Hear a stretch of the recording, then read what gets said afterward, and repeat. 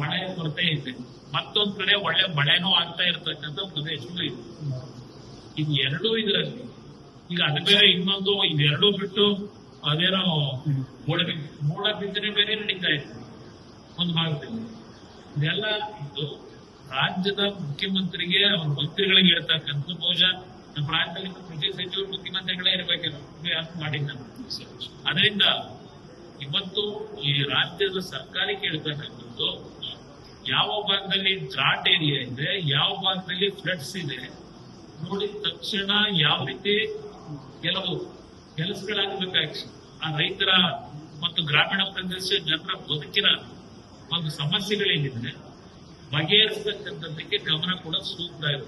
ಅಪ್ಪ ಈಗೇನೋ ಹೊರಟಿದ್ದಾರೆ, ಬೀದರ್ ಹೋದ್ರು, ಅನುಭವ ಮಂಟಪದ ದರ್ಶನ ಮಾಡ್ಕೊಂಡು ಬಂದಿದ್ದಾರೆ. ಅದೇ ಜೊತೆಗೆ ಅದೇನದು ಅಕ್ಕ ಚಟುವಟಿಕೆ ಅಂತ ಹೇಳಿ ಇನ್ನೊಂದೇನೋ ಕಾರ್ಯಕ್ರಮ ಮಾಡಿದ್ರು.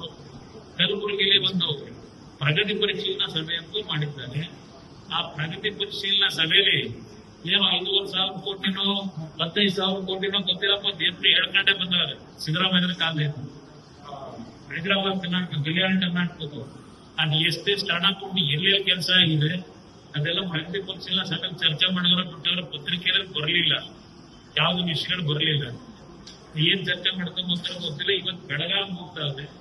ಬೆಳಗಾವಿನ ಆಲ್ರೆಡಿ ಮಹಾರಾಷ್ಟ್ರದ ಧಾರಾಕಾರ ಮಳೆಯಿಂದ ಇವತ್ತೇನು 1 ಲಕ್ಷ 1.5 ಲಕ್ಷ ಕ್ಯೂಸೆಕ್ಸ್ ನೀರು ಆ ಮಟ್ಟಿಗೆ ಅದು ಬರ್ತಾ ಇದೆ.